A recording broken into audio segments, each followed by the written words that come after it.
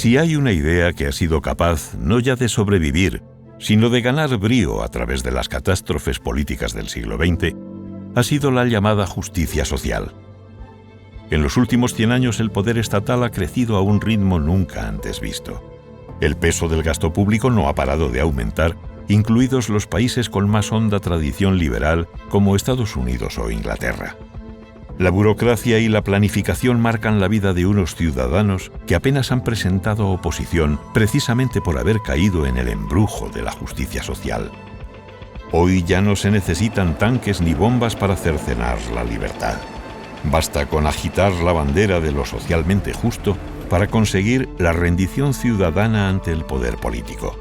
30 años después del colapso soviético, la planificación centralizada goza de una excelente salud, y lo hace gracias a la supuesta justicia social, ese peligroso espejismo que, en palabras del Premio Nobel de Economía Friedrich Hayek, ni es justicia ni es social.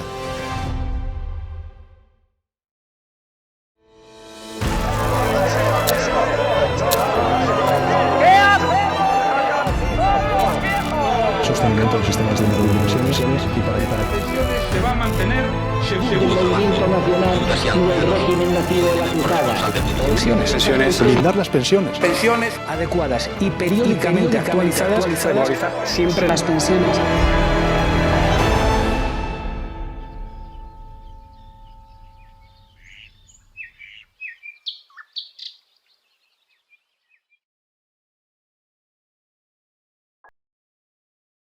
El sistema de pensiones es con gran diferencia el pilar fundamental de nuestro llamado estado del bienestar y la punta de lanza de la justicia social. 1 de cada 3 euros de gasto público va dirigido a esta partida. Sin embargo, pese a la enorme cantidad de recursos que consume, pocos son los que parecen estar contentos con su funcionamiento. Sus responsables saben que es insostenible, pero saben también del enorme peso electoral que suponen los jubilados. Por su parte, los ciudadanos padecen día a día sus insuficiencias y exigen, después de toda una vida cotizando, la continua mejora de sus condiciones. Unos y otros participan de una rueda inacabable que les impide denunciar la naturaleza misma del actual sistema de pensiones. Y lo que es peor, hace asumir a los demás que no hay alternativa. Hay 2 métodos básicos financieros que pueden hibridarse incluso. El reparto, que consiste en que con las cotizaciones del momento se pagan las pensiones del momento, y el método de capitalización, que esas cotizaciones o aportaciones se acumulan, se las hace rendir en los mercados financieros y, llegado el momento de la jubilación, toda esa bolsa, esa hucha de las pensiones, que es nominal y pertenece a cada trabajador, se convierte en una renta vitalicia. El sistema de pensiones en España es un sistema de reparto puro, contributivo. Yo diría que de los más puros que hay en Europa. ¿Qué significa esto? Pues significa que las contribuciones que se hacen al sistema cada año por parte de los que trabajan, los activos, se gastan íntegramente ese año en pagar las pensiones a los jubilados. Es decir, se coge dinero con una mano de aquellos que estamos trabajando y se gasta íntegramente en pagar las pensiones de jubilados y restos de pensionistas. Por eso se llama sistema de reparto. Es decir, no hay ningún ahorro acumulado. La seguridad social en el mundo apareció nominalmente como la conocemos hoy en los años 80 del siglo XIX, en la Alemania recién reunificada de von Bismarck y Guillermo, y hasta hoy tenemos la seguridad social extendida en todos los países del mundo. Sí, yo pienso que Bismarck es una figura clave, es casi diabólico, porque ha sido el primero que ha introducido este sistema de reparto y así el estado de bienestar, y luego todos lo han copiado, ¿no? Y lo ha hecho solo por cuestiones de poder, por cuestiones políticas. Cuando a finales del siglo XIX el canciller Otto von Bismarck creó el primer sistema público de pensiones, estableció la edad de jubilación en 70 años. Como la esperanza de vida rondaba los 45 años, apenas había pensionistas y el dinero recaudado terminaba en las arcas del Estado. Más allá del beneficio económico, Bismarck consiguió además ganarse a la clase trabajadora y neutralizar con ello el auge de la oposición socialista de izquierdas. Pero las verdaderas intenciones de esta medida salieron a la luz en el debate parlamentario previo a su aprobación, cuando Eugen Richter, líder de la oposición liberal, preguntó a Bismarck: «Señor canciller, ¿es usted consciente de que si sale adelante este proyecto de ley va a hacer dependiente a todo el pueblo alemán de por vida del Estado?» Entonces Bismarck pidió la palabra, se levantó y respondió: «Ese es precisamente mi objetivo». De hecho, hay otras anécdotas o otros cuentos de las intenciones verdaderas de Bismarck. Y una es de William Dawson, que cuenta que Bismarck le había contado que lo había hecho para ganarse la clase trabajadora, ¿no? Para presentar al Estado como una institución social que es creado para su bien, ¿no? Y fíjense, eso ahora casi todo el mundo lo cree que el Estado ha sido creado para el bien común. Lejos de ser beneficiarios del estado de bienestar, muchos ciudadanos, tal y como Bismarck deseaba, han terminado siendo súbditos de un sistema que es en esencia el mismo que ideara el canciller alemán hace un siglo y medio. Hoy, en España, casi un 70% de los jubilados vive únicamente de la paga de su pensión. Y lo que es peor, esta depende en exclusiva de las decisiones políticas de turno. Your Social Security card represents an insurance policy, a policy through which you can build a foundation of security for yourself and your family. Fíjense la trampa semántica, ¿eh? Seguridad social. ¿Quién va a estar en contra de algo que es social y que además es seguro? Pues bien, si algo caracteriza a la seguridad social es que ni es seguro ni además es social. Es decir, no hay ninguna garantía jurídica de que el día de mañana se vayan a percibir las pensiones que se nos han prometido por nuestros políticos. Pese a la opinión generalizada, las cotizaciones mensuales que pagan los trabajadores se gastan íntegramente para pagar las pensiones de los jubilados de ese mismo mes sin generar ningún tipo de derecho o garantía futura. Cuando a los trabajadores presentes les toque jubilarse, solo les quedará confiar en las decisiones del político de turno y en que las condiciones económicas de entonces sean favorables, algo que sí pasaba en 1935, por ejemplo, cuando Roosevelt instauró en Estados Unidos la seguridad social moderna. En aquel momento, por cada pensionista, el gobierno contaba con 52 trabajadores activos, de manera que fue extremadamente fácil convencer a la población de las bondades de un sistema que, pese a no contar con ninguna garantía real, ofrecía unas condiciones difíciles de rechazar. Tal fue el caso de la primera pensionista americana, Ida May Fuller, quien, habiendo contribuido con apenas $25 a la seguridad social, recibió la importante suma de $22.889. Su historia protagonizó muchas de las campañas publicitarias gubernamentales. Actualmente, sin embargo, las condiciones económicas han cambiado mucho. Lejos de los 52 trabajadores activos con que contaba Roosevelt para pagar la pensión de un solo jubilado, hoy en día la media tanto en Estados Unidos como en Europa se ha rebajado a 2. El sistema español, las pensiones de los pensionistas actuales, de los actuales jubilados, las pagan los trabajadores de la actualidad. Y a esos trabajadores se les promete que dentro de 15, 20 o 30 años, cuando ellos se jubilen, se les cobrarán cotizaciones a los trabajadores del futuro para pagar sus pensiones. Aquí ya se produce muchas incongruencias. Hace que el sistema se tambalee, porque se basa en la promesa, en una promesa.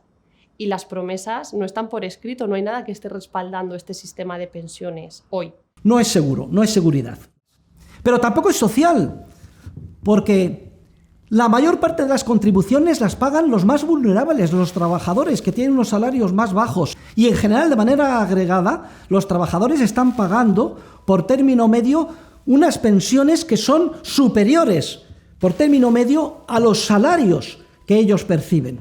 Luego, aquí lo que hay es un trasvase de renta de los más pobres hacia los más ricos, en términos agregados, que son los jubilados. En España, El realizador del estado del bienestar fue el dictador Francisco Franco. Gracias a ello, su régimen se sostuvo en pie durante casi 40 años con total estabilidad.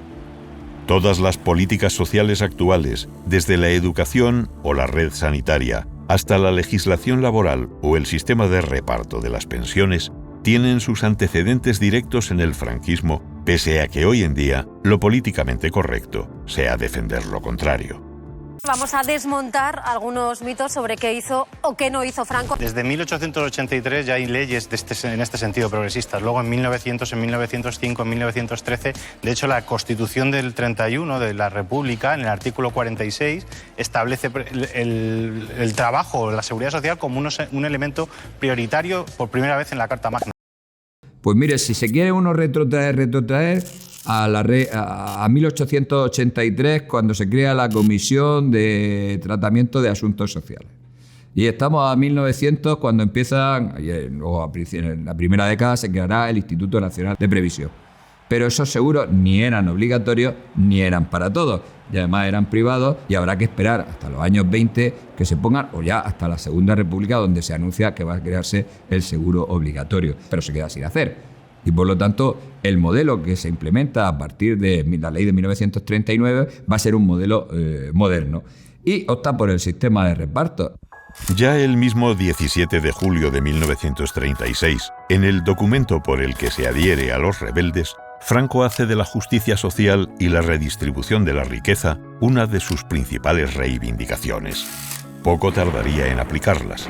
A lo largo de la guerra civil, en los territorios que iba ganando, su puesta en práctica sería una de sus principales bazas para ganarse a buena parte de la población, aterrorizada ante las políticas comunistas del otro bando.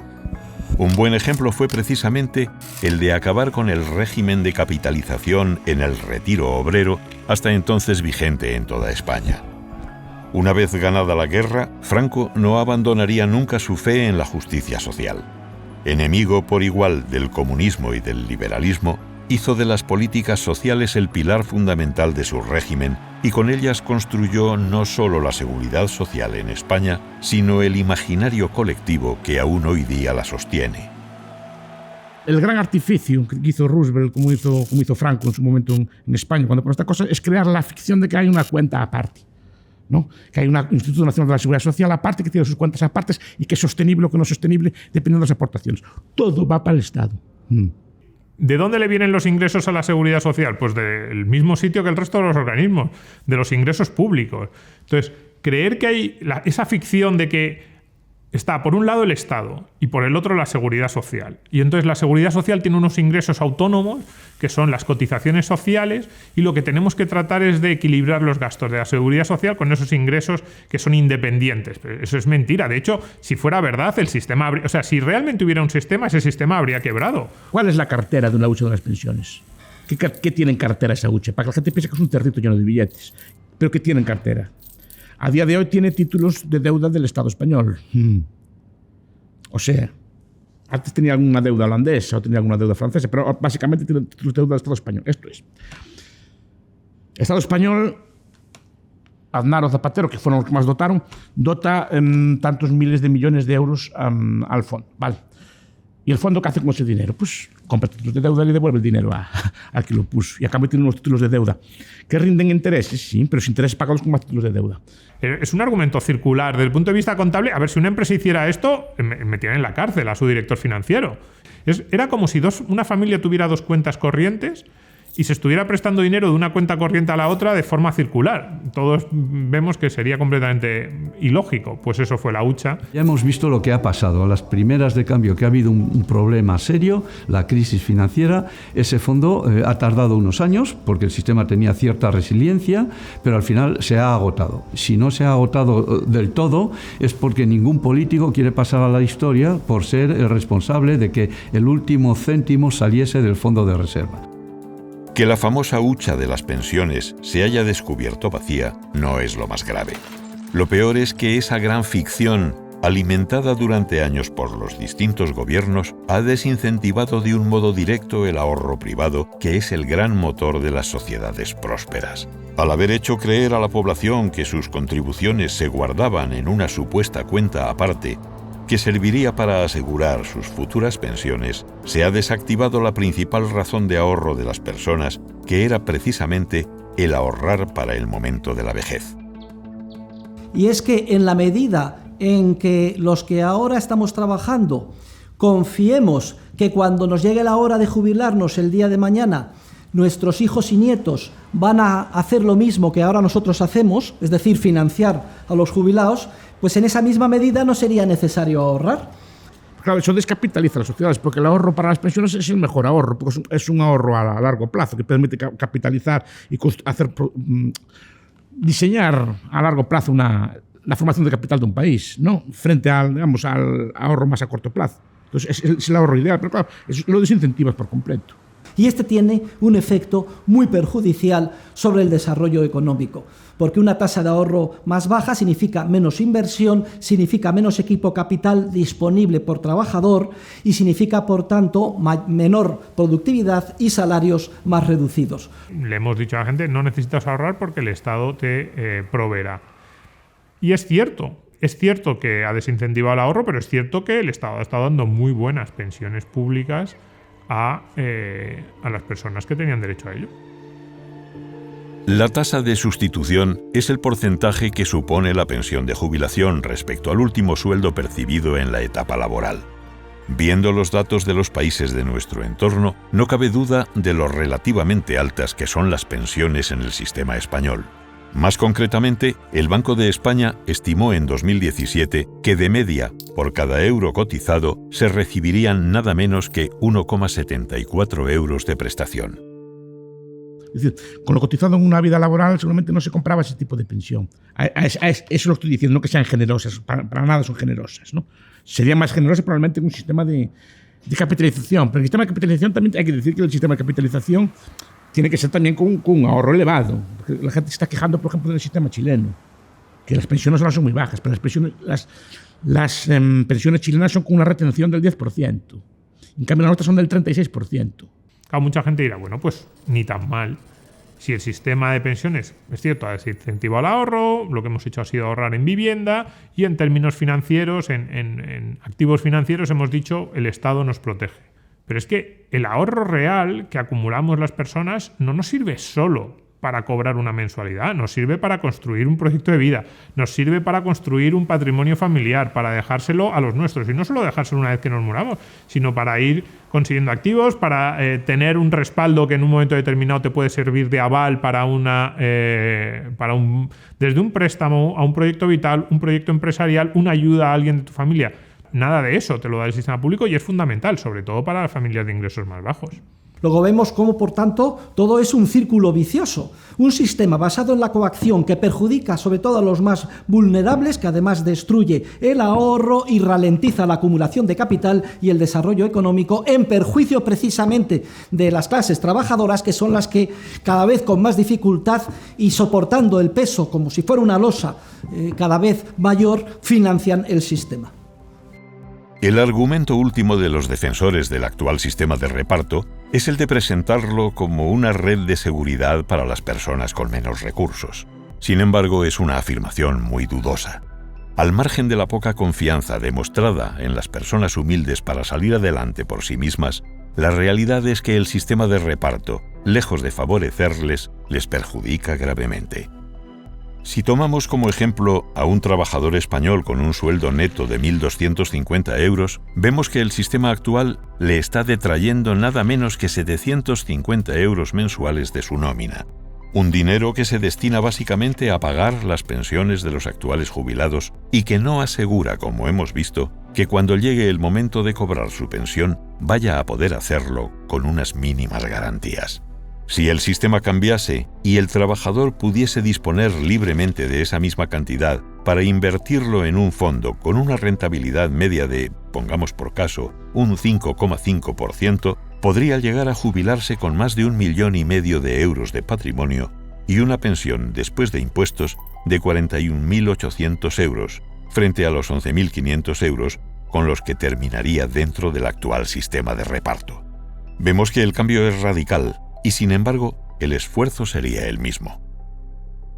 Para mí uno de los grandes mitos del sistema de pensiones es que las cotizaciones no las paga el trabajador, o que parece que surgen de la gran mayoría, esa parte empresarial que es, si uno mira los porcentajes, es más elevada que la parte del trabajador.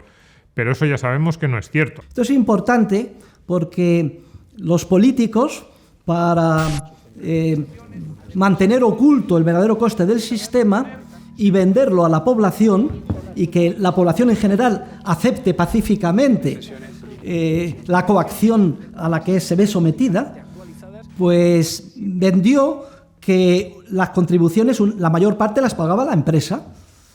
No, lo paga siempre el trabajador. Eso está claro.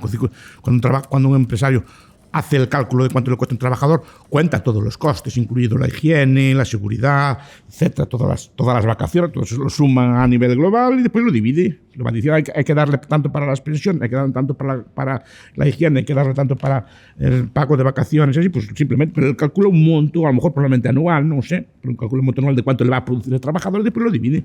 Por eso sería muy importante que se elevaran al bruto todos los salarios, para que se hiciera evidente para toda la ciudadanía que en realidad está ganando mucho más, está ganando un 37% más, pero que se le quita ese 37% para pagar a las pensiones de ese año a través del sistema financiero de reparto. Para una persona que esté ganando 1.500 euros brutos en su nómina, esa persona en realidad tiene un salario que realmente esa es la base de cotización que se utiliza para calcular en un futuro su pensión, es de 2.000. Con lo cual, la empresa ya está pagando un 25% de la totalidad de su salario en concepto de impuestos. Esto deberíamos verlo para saber realmente cuánto estamos ganando nosotros, aunque lo está pagando la empresa. De esos 1.500 euros brutos, se nos quedan al final en 1.250 más o menos netos. Estoy hablando de un salario medio. Con estos 1.250 netos vivimos y aproximadamente de todo lo que consumimos, el 20% se van en impuestos directos, que son el IVA de todos los productos, por mencionar el más común. En definitiva, aproximadamente el 50% del salario de una persona mileurista son impuestos. Esto a lo largo de una vida asciende para un salario medio a $500.000 euros. La pregunta que yo lanzo ¿es esa persona menos hábil que el estado de bienestar para gestionar ese $500.000 euros y pagarse sus pensiones, su educación o su sanidad? Y es que el sistema de pensiones basado en el reparto se basa en un paternalismo trasnochado, que si lo pensamos bien es esencialmente incompatible con lo que es una democracia, lo que supone una democracia sana y madura. Porque fíjense ustedes, se nos considera lo suficientemente maduros y mayorcitos como para votar cada 4 años y elegir a nuestros gobernantes. Y sin embargo, cuando llega la hora de proveernos de las pensiones que necesitaremos cuando nos jubilemos, papá Estado dice, no vais a hacerlo bien, sois como niños, tenéis que incorporaros a la fuerza en este sistema, porque si no, no seréis capaces de proveeros por vuestra cuenta de las pensiones suficientes. Precisamente la incorporación forzosa de todos los ciudadanos al sistema es la clave teórica para su propio mantenimiento. Lo que diferencia a nuestro actual sistema de reparto de cualquier estafa piramidal al uso es que los grandes estafadores de la historia no han podido obligar por la fuerza a nadie para que participase de su actividad. Personajes como Ponzi o Madoff se veían obligados a buscar incesantemente incautos con los que ampliar la base de su pirámide. Sin embargo, antes o después, el engaño terminaba destapándose. ¿Por qué es tan popular la seguridad social? Hasta el punto de que se considera que es el fundamento del denominado estado del bienestar.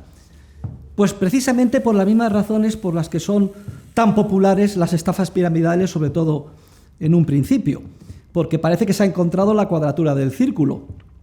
Es decir, que se puede obtener una rentabilidad muy superior a la que puede obtenerse en el mercado y además sin coste. Cada inversor obtiene una rentabilidad muy alta, pero que se está pagando con cargo a los ingenuos que entran en el sistema. Si esto durara indefinidamente, pues entonces, jauja, ¿para qué trabajar? Mado, doña Baldomera o Ponzi, pues habrían encontrado la solución a todos nuestros problemas. Pero claro, cuando el sistema se basa en el engaño, termina colapsando y todos los que les pilla dentro pierden sus inversiones.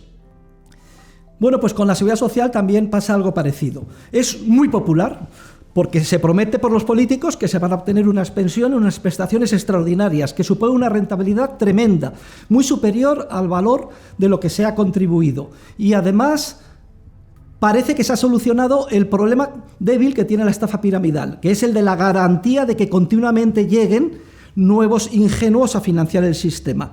¿Y cómo lo solucionan? Por la vía que el Estado soluciona siempre todo, vía mandato, vía coacción, vía boletín oficial del Estado, vía policía, vía impuestos. Pero hay algo que no pudieron prever aquellos que legalizaron por primera vez el sistema financiero de reparto, y es el envejecimiento paulatino de la población. Ahora se juntan dos cosas únicas a la vez en términos demográficos. Se juntan más cosas porque vivimos una sociedad que hay inventos que no había habido nunca, ¿no? Pero son, por una parte, un número de hijos por mujer extremadamente bajo y, por otra parte, una esperanza de vida enormemente alta. Nunca se ha vivido tanto como se vive ahora, ¿no? Y las dos cosas juntas te configuran una sociedad que tarda más en perder población, aunque tenga pocos niños, tarda más en perder población porque vivimos más, pero a cambio tienes unas sociedades inéditamente envejecidas. Nunca ha habido unas sociedades tan envejecidas como las actuales. Claro, esto hace que el coste del sistema de pensiones basado en el reparto crezca, como he dicho antes, en progresión geométrica, como si fuera una bola de nieve, y termine siendo insostenible. Analizando el gasto español en pensiones de los últimos 20 años, vemos que, efectivamente, no ha dejado de subir de forma constante. El coste del sistema de reparto representa desde hace décadas la principal partida del presupuesto nacional, necesitando casi 1 de cada 3 euros de gasto público para sostenerse. Tal es así que con el coste total de la defensa nacional solo se pagarían 20 días de pensiones en España, 25 días con lo dedicado a las obras públicas y apenas 4 meses con todo el presupuesto educativo español. Precisamente porque es una parte tan importante del presupuesto público, tienes poco margen. Esto es evidente. Sí que hay que rascar si haces una reforma del Estado integral como la que yo haría, pero tampoco eso parece que esté en la cabeza de ninguno de los partidos políticos actuales, con lo cual tu capacidad de maniobra para gastar más en pensiones, que básicamente sería pues ir incrementando el peso de las pensiones en respecto al conjunto del gasto público, es muy limitada. Además, hay un déficit. ¿Esto qué significa? Que lo que se está gastando para pagar a los pensionistas con respecto a lo que se está ingresando de los que estamos trabajando va en aumento desde los últimos 10 años. Y para poner también en situación, desde el 2011 hasta el 2018, el déficit, es decir, esta diferencia acumulada, asciende a algo más de 100.000 millones de euros. Se veía venir, pero como era muy poco a poco, al político de turno, cuando empezó a ver avisos hace 30, 40 años, dice, bueno, a mí no me toca en esta legislatura, tengo otros temas más urgentes, con lo cual se ha seguido deteriorando y deteriorando y deteriorando, y hemos llegado a la situación actual en la cual la seguridad social en España en concreto tiene un déficit muy grande, pero es que será peor en el futuro. O sea, estructuralmente vamos a un déficit peor porque la tendencia es a que se deteriore aún más y que haya una proporción menor entre activos y jubilados. Esa diferencia creciente entre los cada vez más escasos trabajadores que tienen que pagar la pensión de los cada vez más numerosos jubilados aboca irremediablemente al conflicto social. Los intereses de unos y otros demuestran ser irreconciliables, por más que se agiten conceptos como la solidaridad intergeneracional, el estado del bienestar o la justicia social para intentar suavizar el conflicto. La democracia, en una sociedad hay 3 tipos de población, ¿no? La población que trabaja y produce la riqueza, la población jubilada y la población, los niños y jóvenes todavía no adultos, que son el futuro, ¿no? Votan solamente, digamos, la población en edad activa y los jubilados. Entonces, si en una sociedad tienes un porcentaje enorme del electorado que son personas que lo que quieren es que los que trabajan les den más dinero, que es vía pensiones, pues eso te puede llevar a un aplastamiento de la sociedad productiva. Y yo entiendo porque cobran poco, pero piden más. Pero además hay que decir también que hay que ver si lo que piden se puede dar o no, sin arruinar precisamente lo que los mantiene, ¿no? Si por subir más destruyes la base económica del país, ¿qué van a cobrar los pensionistas? Ven, por tanto, que el sistema lo que ha hecho es enfrentar en clases con intereses irreconciliables los jubilados, los pensionistas, la generación pasiva, por un lado, y la generación activa, los trabajadores, sobre todo los más vulnerables y los más jóvenes, por otros. Y lo que debía de ser un proceso pacífico de cooperación social, que es el que normalmente se da en el mercado y en el acuerdo voluntario, se convierte en un campo de minas continuamente expuesto al conflicto político con la finalidad de conseguir o mantenerse en el poder a corto plazo. ¿Queremos vivir desde los 65 años hasta que nos muramos, que además cada vez son más años, en esa época de nuestras vidas en las que somos más vulnerables y tenemos menos capacidad de reacción, porque ya no podemos trabajar o nuestra capacidad de generar ingresos es mucho menor? ¿Queremos vivir dependiendo del gobierno de turno? Pues precisamente por eso, cuidado con el sistema de pensiones, porque el sistema de pensiones, tal y como está planteado ahora mismo, es exactamente eso. Es a partir de que dejes de trabajar, para buena parte de la población española, un porcentaje de sus ingresos altísimo depende de lo que decida el político de turno. De un modo u otro, todos los expertos, sin excepción, coinciden en que nuestro sistema de pensiones tiene un problema serio de sostenibilidad. Sin embargo, pocos son los que se atreven a denunciar que el verdadero problema es el sistema mismo. Las soluciones más populares, como el retraso de la edad de jubilación o la disminución de la tasa de sustitución, no dejan de ser como la música de los famosos violinistas del Titanic. Pueden hacer más llevadera la agonía, pero jamás podrán evitar el desastre. ¿Qué habría que hacer para solucionar todos estos problemas de una vez por todas? La respuesta es muy sencilla. Habría que restablecer un sistema de financiación para las pensiones basado en lo que se conoce con el nombre de capitalización. Un sistema basado en el ahorro y en la acumulación de fondos. Este fue precisamente el sistema que abolió el general Franco en la dictadura, que se quedó con todos los fondos acumulados por los trabajadores y estableció el sistema de reparto con todos los defectos técnicos y éticos que conocemos. De esta manera, las personas recuperarían su libertad no viéndose obligadas a permanecer forzosamente dentro del sistema. Se acabaría con el paternalismo estatal. Cada generación sería responsable de sí misma, no viéndose afectada por el envejecimiento paulatino de la población. Habría seguridad jurídica y la garantía cierta de recibir las pensiones correspondientes cuando llegara el momento de la jubilación. Y además, en un sistema de capitalización, no solo no habría un efecto negativo sobre el ahorro, sino que se fomentaría enormemente la acumulación de capital con todos los beneficios sociales que ello conlleva. Lo que era o es un círculo vicioso en el ámbito de la seguridad social pública actual se convierte en un círculo virtuoso si la seguridad social se basa en la capitalización. Solucionan todos los problemas éticos, técnicos y además cada vez se acumula más ahorro y se impulsa, por tanto, el desarrollo económico, la acumulación de capital y el crecimiento de los salarios, lo cual a su vez permite ahorrar más y así sucesivamente. Luego el debate es muy claro, o seguridad social o libertad. Sin embargo, hay un problema ineludible, y es que no podemos pasar de un sistema a otro sin dejar de pagar el precio por los errores ya cometidos. Así, habrá una generación que tendrá que asumir esta responsabilidad histórica con la carga económica que ello conlleva. Por lo menos durante una generación de 25 años hasta que se extingan los ya jubilados y empiecen a acumular fondos los activos, a la generación que le toque históricamente, porque así lo decida de manera democrática, eliminar el sistema de reparto y pasar a la capitalización, tendrá que pagar como si dijéramos dos veces. Y esa es la gran pregunta. ¿Estaríamos dispuestos a ese sacrificio? Contrariamente a lo que podría pensarse a priori, la experiencia de otros países donde se ha dado esta opción es muy alentadora.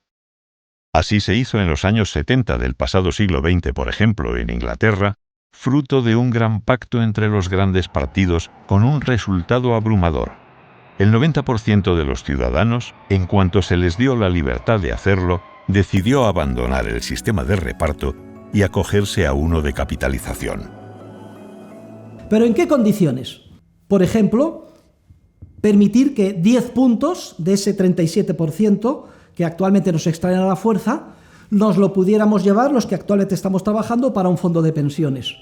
Y los 27 restantes, pues los seguiríamos pagando como hasta ahora a fondo perdido para hacer frente al pago de las pensiones de los jubilados. ¿Qué pasaría en España si se diera esta opción? Desde el punto de vista presupuestario, lo peor que podría pasar es que, como sucedió en el Reino Unido y en otros países, la inmensa mayoría se saliera. Entonces, ¿cuál sería el coste para las arcas públicas? Pues aproximadamente 10 puntos de 40, una cuarta parte del coste actual de la seguridad social, que viene a ser en torno al 12% del PIB, una cuarta parte de ingresos se perderían porque los mantendrían en su bolsillo los ciudadanos para empezar a acumular sus correspondientes fondos. La cuarta parte del 12% del PIB es un 3% del PIB, es justo el límite del déficit que autoriza nuestros acuerdos en la Unión Europea. Yo estoy seguro que si España presenta un plan serio de transición a un sistema de capitalización, la Unión Europea sin ningún problema aceptaría este déficit y a lo más que obligaría, en el peor de los casos, es a sanear las cuentas públicas para que estuvieran cubiertas en lo que se refiere a otros conceptos de gasto. Incidentalmente, y aunque esto no afecta a la esencia del discurso, pero lo explico con detalle en mi libro Dinero, Crédito Bancario y Ciclos Económicos, si se reformara el sistema financiero y se exigiera un coeficiente de caja del 100% para los depósitos a la vista y equivalentes, no solo se evitarían los ciclos recurrentes de auge y recesión que ahora surgen de la capacidad que tiene el sistema bancario de crear dinero de la nada, sin respaldo de ahorro, todo ello orquestado por los bancos centrales, sino que además permitiría solucionar y financiar la transición al sistema de capitalización de las pensiones sin coste alguno. La explicación es muy sencilla, y es que consolidando al 100% con dinero de nueva creación, pero no inflacionario, porque quedaría esterilizado para consolidar los depósitos a la vista actuales, se liberarían los activos que actualmente lucen en los balances de los bancos como colateral de esos depósitos. Y esos activos se pueden titulizar y se pueden canjear por la deuda pública viva. En Inglaterra, el Cobden Center y otros especialistas y expertos han hecho un estudio y han concluido que podría devolverse así toda la deuda pública viva del Reino Unido y lo mismo en España. Y entonces, al no tener que pagar ya intereses por esa deuda, porque a los tenedores de la deuda percibirían en vez de los intereses la rentabilidad de esos activos que recibirían, ya se podría compensar el coste de ese 3% que como mucho supondría la transición al sistema de capitalización. Concluyendo, ¿qué hace falta, por tanto? Básicamente hace falta una clase política valiente que huya de la demagogia, diga la verdad a los ciudadanos y permita que estos opten en libertad por lo que consideren más conveniente.